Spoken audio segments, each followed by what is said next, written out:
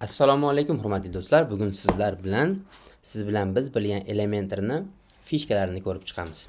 Xo'p, buning uchun Elementor bo'limiga kirib olamiz. Mana Elementor bo'limiga kirganimizdan keyin bizda ko'rganimizdek chap tarafda Elementorda widgetlar bo'limi bor. Ya'ni bizda Elementor o'zining widgetlari yoki bo'lmasam temani o'tganimizdan keyin temani o'zining widgetlari ham juda ham ko'plab ko'rishimiz mumkin. Uni scroll qilib hammasini ko'rganimiz, pastga tushirganimizcha, to'g'risini aytsak, vaqtimiz ketib qoladi.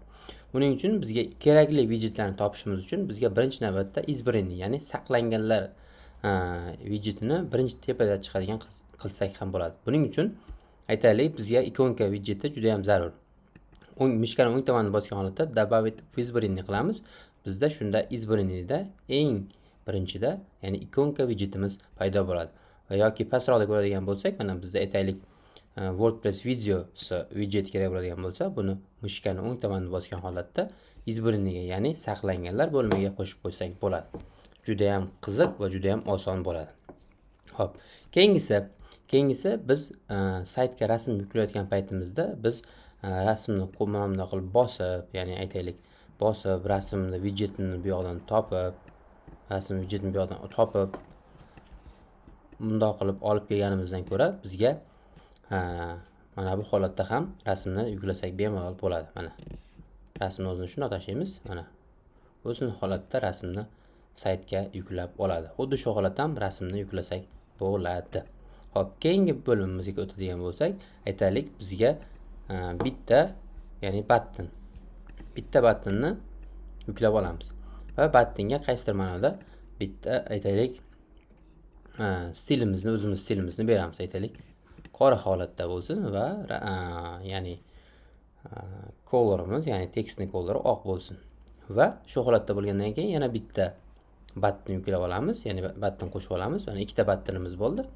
Va buni ham xuddi shu dizaynda qilish uchun mishkani o'ng tomonini bosgan holatda bizda ya'ni kopировать bosamiz va pastdagi battenimizda ham xuddi mishkani o'ng tomonini bosgan holatda вставить stil qiladigan bo'lsak, bizda tepa bilan bir xil holatda stil paydo bo'ladi.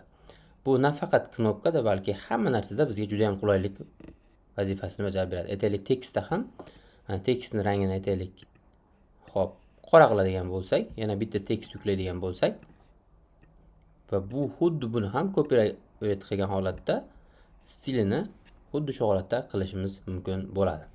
Hop, navbatdagi fishkamiz aytaylik, ushbu bo'limni, ya'ni ushbu sectionni biz boshqa yerda, ya'ni boshqa sahifada ishlatmoqchimiz.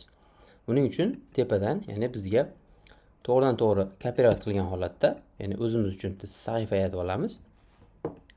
Yangi sahifa yaratib olamiz. Test sahifa bo'lsin. Keling bu. Xo'p. Elementorni ochib olamiz va bu yerdan stavit qiladigan bo'lsak, ya'ni xuddi o'sha stildagi widgetlarni bu yerga qo'ysak bo'ladi. Va navbatdagi navbatdagi fishkamizga keladigan bo'lsak, keyingi fishkamiz aynan shu blokni biz shablon sifatida saqlab olsak bo'ladi. Buning uchun nima qilamiz? Сохранить как shablon bosgan holatda, ya'ni aytaylik, battenlar, ya'ni buttons degan nom bergan holatda saqlab olsak bo'ladi. Mana saqlandi va bu yerda ishlatmoqchi bo'ladigan bo'lsak, buning uchun sahifani bitta yangilab olgan holatda hop, qo'shish va bu yerdan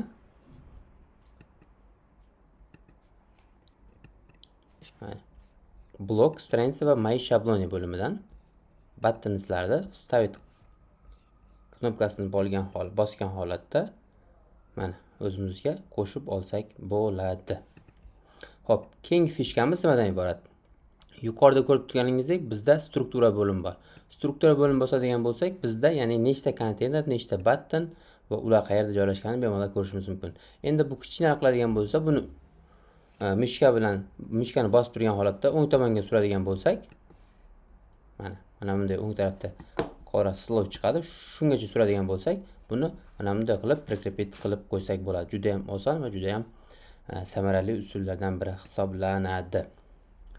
Elementor bo'yicha fishkalarimiz shulardan iborat edi.